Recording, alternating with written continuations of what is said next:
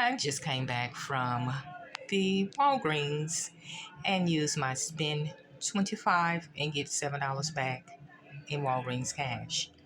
This is what I bought. And I used my EBT Snap. And here is the receipt. Paid $17 in EBT food,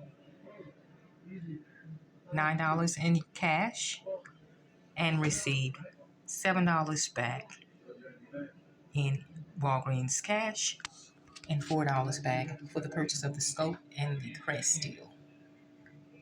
You will get $4 when you purchase 2 Scope, Crest, Oral-B products. So basically, I received $11 back on this deal.